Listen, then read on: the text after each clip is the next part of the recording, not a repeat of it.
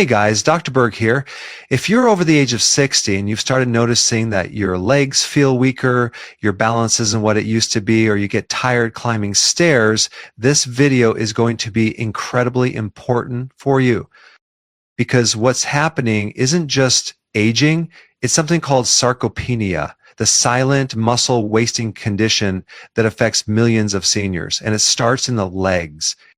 But here's the good news. It's preventable. And it all begins with what you eat first thing in the morning. Let me explain. After the age of 30, most people begin to lose a small percentage of their muscle mass each year. This process is subtle at first, but by the time someone reaches their 60s, it begins to accelerate significantly. This condition is called sarcopenia, and it refers specifically to age muscle loss. What most people don't understand is that sarcopenia isn't just about aesthetics or body composition. It's a major risk factor for falls, frailty, loss of independence, insulin resistance, and even early death. And here's the uncomfortable truth. If you do nothing, it is inevitable. By the age of 80, the average person loses over 40% of their skeletal muscle mass if they haven't actively intervened. This is why so many seniors struggle to climb stairs, stand up from chairs, or walk short distances without fatigue. Sarcopenia targets the largest and most metabolically active muscles first, primarily in the legs. Your quadriceps, hamstrings, and glutes are especially vulnerable. These muscles aren't just for movement, they also serve as glucose reservoirs and are essential for blood sugar regulation, joint protection, and balance.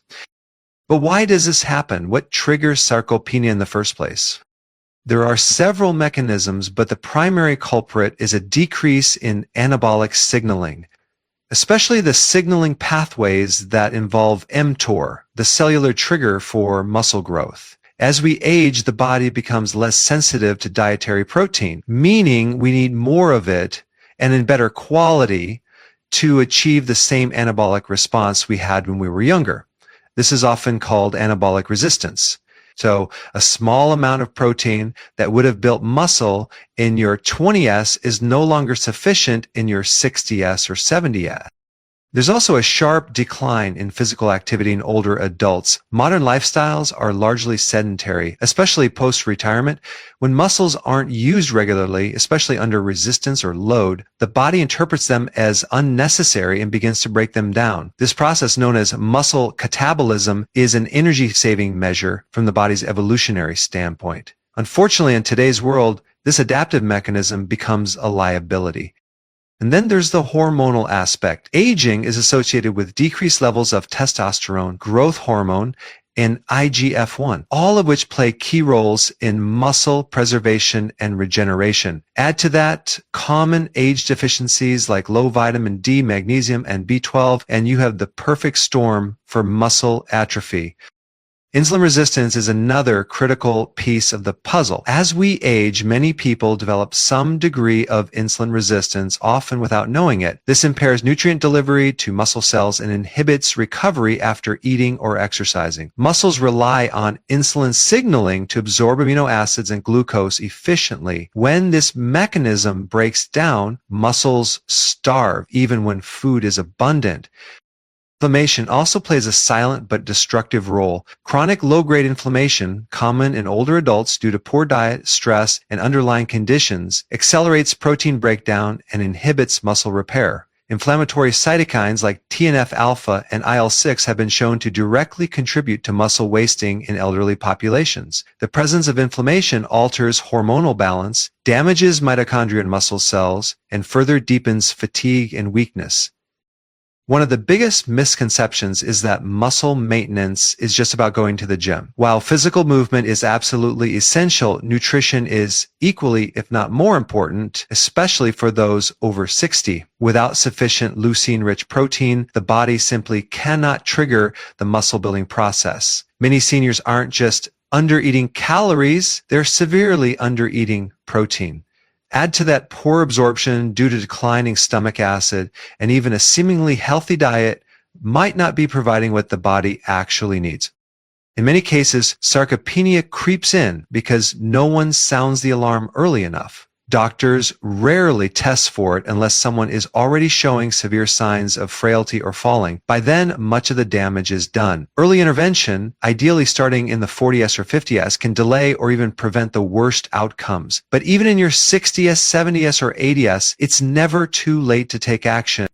Recognizing the inevitability of sarcopenia without intervention is the first step toward preventing it. If you're not actively engaging in resistance training, consuming high-quality protein, addressing nutritional deficiencies, and managing insulin and inflammation, your body will begin breaking down muscle, whether you realize it or not. This process is not a matter of if, it's a matter of when, unless you choose to do something about it now.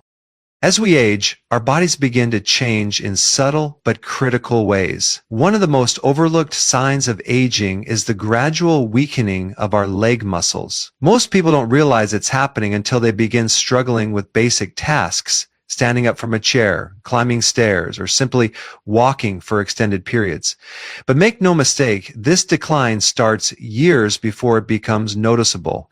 And here's the key insight. Your leg muscles are almost always the first to go. The legs contain some of the largest and most metabolically active muscles in the body, namely the quadriceps, hamstrings, gluteal muscles, and calves. These muscles are responsible for locomotion, stability, posture, and even circulation. Because of their size and energy demands, they are highly sensitive to inactivity, poor nutrition, and hormonal decline. When the body senses that these muscles aren't being used or supported, it begins to break them down to conserve energy, a process known as muscle catabolism. The reason leg muscles go first isn't just about size, it's about function and usage. In modern life, most people spend far too much time sitting, whether it's sitting at a desk, watching television, or commuting in a car. Prolonged periods of inactivity tell the body that the lower half doesn't need as much support. The human body is incredibly efficient. If something isn't being used, it gets downgraded. The phrase use it or lose it becomes painfully accurate when it comes to your legs.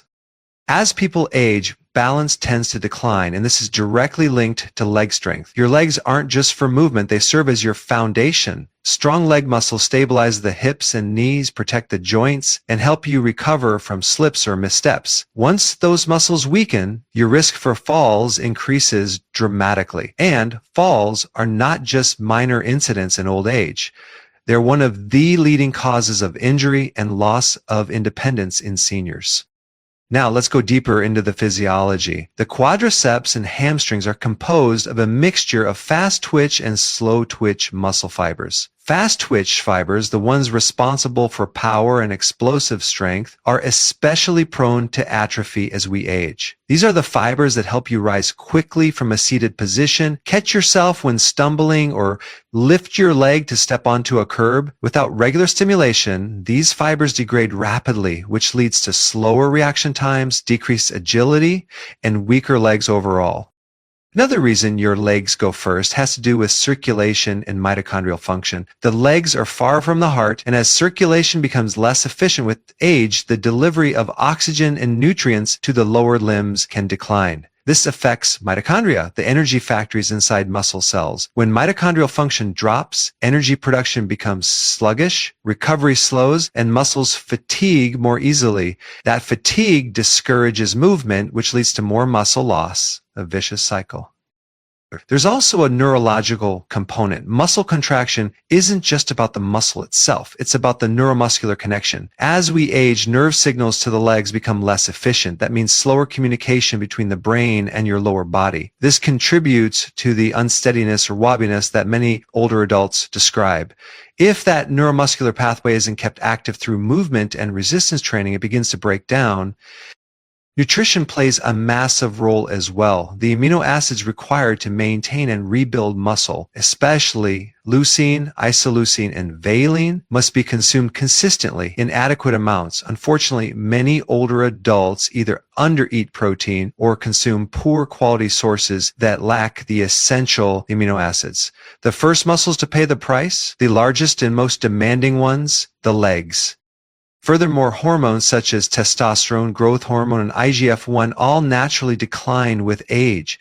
These hormones are critical for maintaining lean muscle mass. As they drop, the body shifts toward catabolism rather than anabolism, meaning it breaks down tissue faster than it builds it. And again, the leg muscles, being the most metabolically expensive, are typically the first to be sacrificed. This early loss of leg muscle mass is often subtle. It doesn't start with collapse. It starts with small changes. Taking longer to get up, needing to hold the railing when climbing stairs, avoiding long walks, or feeling soreness from basic activities. These signs are the body's way of signaling that something important is being lost, and it requires attention. The good news is that leg muscle loss is not irreversible. With proper intervention, including resistance training, high-quality protein intake, nutrient support, and movement throughout the day, these muscles can be preserved and even rebuilt well into your 60s, 70s, and beyond. But you have to act before the decline becomes a crisis. When it comes to maintaining muscle mass as we age, especially after 60, most people think about exercise, maybe taking a walk or joining a gym, but few understand that the first and most important trigger for building muscle isn't movement. It's nutrition. More specifically, it's the intake of leucine-rich protein. And when you eat this protein matters just as much as how much you eat. The timing, the quality, and the amino acid profile all make a difference. That's why starting your day with leucine-rich protein isn't just a good idea, it's essential if you want to preserve your muscles and prevent sarcopenia. Leucine is one of the 9 essential amino acids, meaning your body can't produce it on its own. It has to come from food. But what makes leucine unique is its powerful ability to activate mTOR, mechanistic target of rapamycin, a cellular signaling pathway that tells your body to start building new muscle. Think of leucine as the on switch for muscle protein synthesis. Without enough of it, your body can't effectively repair or grow muscle, no matter how much exercise you do. Here's the catch. As you age, your body becomes anabolically resistant. That means it needs a higher dose of leucine to stimulate the same muscle-building response that would have happened much more easily when you were younger. In your 20s, 1 gram of leucine might have done the job, but after 60, you might need 2.5 to 3 grams just to trigger the same mTOR response. This is where most older adults fall short. They simply don't eat enough high leucine protein, especially in the morning when the body is most primed for growth and repair. Most people over 60 still follow outdated breakfast patterns: toast, cereal, fruit, maybe a little yogurt or tea. These foods are high in carbohydrates and low in usable protein. Worse, they spike insulin, which blocks fat burning and suppresses key anabolic hormones. Starting your day with carbs sends the wrong signals: store fat, not build muscle. It increases glucose, raises insulin, and leaves your muscles starving for the amino acids they need to repair from the overnight fast. That's why eating leucine-rich protein first thing in the morning is critical. You've just fasted for 10-12 hours. Your body is in a catabolic state, breaking down tissue for energy. The next thing you eat either continues the breakdown or flips the switch toward rebuilding. If you start with high-quality protein rich in leucine, you halt that breakdown and immediately begin muscle protein synthesis. So where do you get leucine-rich protein? Not all protein sources are created equal. Some have lower bioavailability or are incomplete in their amino acid profile. The most effective sources for older adults include whey protein isolate, one of the most concentrated sources of leucine available. Just 1 scoop, 20 to 25 G protein, can deliver over 2.5 G of leucine, enough to stimulate mTOR and begin muscle building. Eggs. Whole eggs are a powerful source of complete protein and contain roughly 0.5 G of leucine per egg. 3 to 4 eggs in the morning can make a big difference. Grass-fed, beef, or poultry, these animal proteins provide all the essential amino acids, including leucine, and help sustain energy longer. Collagen isn't high in leucine-rich protein.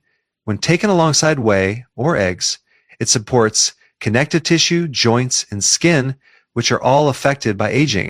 Cottage cheese or Greek yogurt, these can be good options, but be cautious of added sugars or lactose intolerance.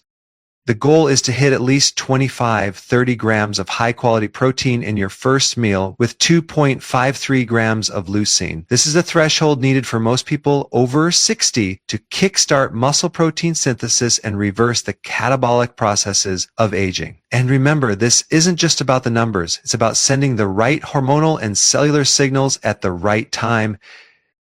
When you consume leucine-rich protein early in the day, you support your muscle metabolism, stabilize your blood sugar, and set the tone for better appetite control throughout the day. High-protein breakfasts have been shown to reduce cravings, improve insulin sensitivity, and enhance fat burning, all things that become harder with age. On the other hand, skipping breakfast or starting with a carbohydrate-heavy meal sends the wrong metabolic message. It encourages muscle breakdown, fat storage, and energy crashes. This sets off a chain reaction: more fatigue, less activity, and faster muscle atrophy. By making one simple change, prioritizing leucine-rich protein first thing in the morning, you create a powerful anti-aging effect at the cellular level. You turn off the breakdown, turn on the repair, and begin protecting one of your most vital assets as you age, your muscle tissue.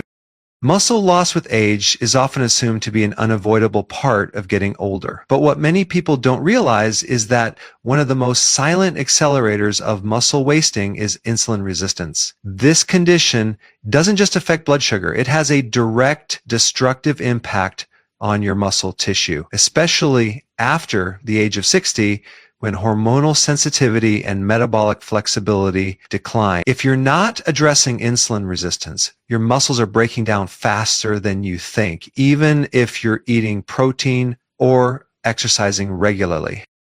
Insulin is a hormone that plays several roles in the body. Most people associate it with blood sugar control, but insulin is also an anabolic hormone, meaning it helps build tissue, including muscle. Under normal conditions, insulin helps shuttle amino acids and glucose into muscle cells, allowing them to repair, grow, and function properly. When you become insulin resistant, your muscle cells stop responding efficiently to insulin signals. That means the nutrients from your food, particularly protein and carbohydrates, don't get absorbed into the muscle the way they should. They either remain in the bloodstream or get stored as fat instead. This breakdown in communication creates a dangerous pattern. Your muscles are starved of the nutrients they need to rebuild, so they slowly begin to atrophy. Meanwhile, your body stores more fat, especially visceral fat around the abdomen, which further worsens insulin resistance. This creates a self-reinforcing cycle. The more insulin resistant you become, the more muscle you lose, and the more muscle you lose, the more insulin resistant you become. Insulin resistance also raises levels of inflammation in the body. Inflammatory cytokines like TNF-alpha and IL-6 interfere with muscle protein synthesis and increase protein degradation. This leads to higher levels of a process called proteolysis, where the body breaks down muscle tissue for energy, especially during fasting or periods of low nutrient intake. So even if you're eating well, your body may still be in a catabolic state if insulin isn't doing its job. So even if you're eating well, your body may still be in a catabolic state if insulin isn't doing its job. There's another angle to consider. Insulin resistance reduces the activity of GLUT4 transporters, which are responsible for moving glucose into muscle cells. When these transporters are downregulated, your muscles can't take up and store glycogen effectively. Glycogen is the stored form of glucose inside muscle cells. It acts as a key fuel source during activity and even at rest. When your glycogen stores are depleted due to insulin resistance, muscle endurance and strength decline. You feel weaker, tire more easily, and recover more slowly after movement. Over time, this leads to decreased physical activity, which further compounds the problem. This is particularly relevant for older adults who already experience reduced activity levels due to joint pain, fatigue, or balance issues. Add insulin resistance to the equation, and you have a scenario where muscle is being lost faster than it can be built. Even with moderate efforts to stay active, Compounding the issue is the fact that insulin resistance often coexists with sarcopenic obesity, a condition where fat mass increases while muscle mass decreases. Many seniors don't appear underweight. In fact, they may seem slightly overweight, but what's happening internally is a dangerous shift in body composition. The loss of lean muscle combined with increased fat storage reduces metabolic rate, worsens insulin sensitivity, and sets the stage for frailty, falls, and chronic disease.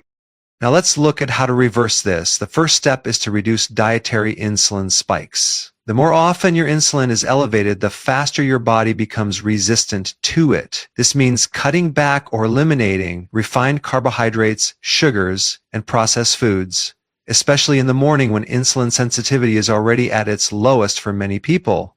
Instead, focus on a low-carb, high-protein, high-fat meal plan that includes nutrient-dense whole foods like eggs, wild-caught fish, grass-fed beef, avocados, olive oil, leafy greens, and cruciferous vegetables.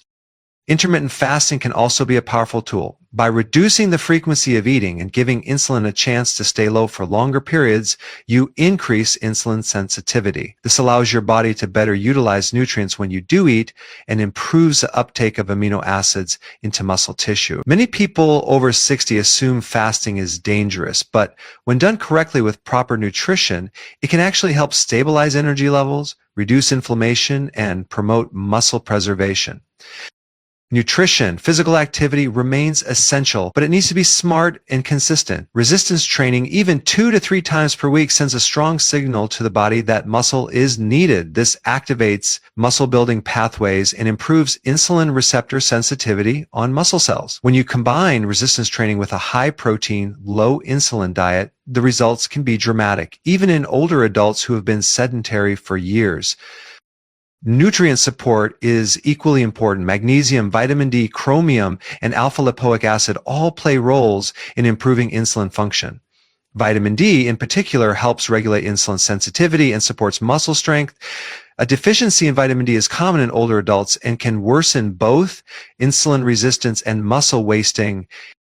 Ignoring insulin resistance isn't just a blood sugar issue, it's a muscle destruction issue. If your goal is to age with strength, energy, and mobility, you have to understand how deeply insulin resistance sabotages your efforts. Most people associate mitochondria with energy, and they're right. Mitochondria are often referred to as the powerhouses of the cell responsible for producing ATP, the energy currency that drives every biological function in your body. But what's often overlooked is just how critical mitochondrial function is for maintaining and preserving muscle tissue, especially as we age. The connection between muscle strength and mitochondrial health is direct. And when your mitochondria start to decline, muscle wasting isn't far behind. Each muscle cell contains hundreds, sometimes thousands of mitochondria. These tiny organelles take in nutrients, oxygen, and fuel from your food and convert them into usable energy. But as we age, mitochondrial function begins to decline naturally, especially in skeletal muscle. This process is called mitochondrial dysfunction, and it plays a major role in sarcopenia, the age loss of muscle mass and strength. One of the main issues is that older mitochondria become less efficient. They produce less ATP, generate more free radicals, and struggle to keep up with the energy demands of muscle tissue, especially during movement or repair. Without adequate energy, muscle fibers can't contract properly, can't recover efficiently, and eventually begin to shrink. Over time, this leads to loss of endurance, strength, and mobility, key hallmarks of aging. Muscle tissue is metabolically active. It requires a constant supply of ATP, even at rest, just to maintain structure and function. When that supply falters, the body responds by breaking down muscle to reduce its energy burden. From a survival standpoint, this makes sense. If the tissue can't be fueled properly, the body conserves energy by reducing it. Unfortunately, this leads to a visible and dangerous loss of muscle mass in older adults. Another factor is that poor mitochondrial function increases oxidative stress. Damaged or overworked mitochondria leak electrons which interact with oxygen to form reactive oxygen species, ROS, essentially cellular toxins that damage proteins, lipids, and even DNA. In muscle cells, this means the destruction of the very structures responsible for strength and movement. High levels of ROS create an environment where muscle protein synthesis is impaired, recovery is slowed, and inflammation becomes chronic, all of which accelerate muscle wasting. To make matters worse, mitochondrial dysfunction interferes with satellite cell activity, the stem-like cells responsible for muscle repair and regeneration. In younger individuals, these cells remain highly active, especially after injury or exercise. But in aging muscle, the reduced mitochondrial energy availability hinders satellite cell activation. The result, damaged muscle fibers go unrepaired, micro tears accumulate, and the tissue becomes weaker and more fragile. Nutrition and lifestyle play enormous roles in either supporting or damaging mitochondrial health. Diets high in refined carbs, processed foods, seed oils, and artificial chemicals impair mitochondrial enzymes and increase oxidative damage. On the other hand, a nutrient-dense, anti-inflammatory diet can dramatically enhance mitochondrial efficiency and biogenesis, the creation of new mitochondria. Certain nutrients are especially critical for mitochondrial function. CoQ10 is one of the most important. It's a coenzyme that helps shuttle electrons through the mitochondrial electron transport chain, enabling ATP production. As we age, CoQ10 levels naturally decline, particularly in muscle and heart tissue. Supplementing with CoQ10 or consuming foods like organ meats, sardines, and spinach can restore some of that lost capacity. Magnesium is another mitochondrial powerhouse mineral. It supports over 300 enzymatic reactions in the body, including those involved in ATP synthesis. Without enough magnesium, your mitochondria can't function optimally, and muscle fatigue and cramps become more common. Magnesium is often deficient in older adults due to poor absorption and medication use. B vitamins, especially B1, thiamine, B2, riboflavin, B3, niacin, and B12 are all critical cofactors in mitochondrial metabolism. They're involved in converting food into fuel, supporting red blood cell formation, and reducing homocysteine, an inflammatory marker linked to muscle degeneration. L-carnitine plays a vital role in transporting fatty acids into mitochondria for energy production. As mitochondrial function declines, the ability to burn fat efficiently drops, leading to muscle weakness, energy crashes, and weight gain. Supplementing with acetyl L-carnitine has been shown to improve mitochondrial function and physical performance in older adults. Beyond nutrition, lifestyle habits directly affect mitochondrial health. One of the most powerful interventions is high-intensity interval training, HIIL, or resistance exercise. These activities stimulate mitochondrial biogenesis, improving the number and quality of mitochondria within muscle cells. Even short, consistent bouts of effort, like walking uphill, squatting, or lifting light weights, send a signal to your body that muscle tissue is needed and must be supported at the cellular level. Cold exposure and intermittent fasting are also known to activate mitochondrial repair and autophagy, the body's internal recycling system that clears out damaged mitochondria and replaces them with new ones. These simple stressors, when used intentionally, can significantly enhance energy efficiency and reduce the risk of age muscle loss. Maintaining mitochondrial health is not just about energy, it's about preserving the very foundation of your physical strength, stability, and independence. Your muscles rely on these tiny engines to function, repair, and grow. And when those engines start to fail, everything else begins to break down.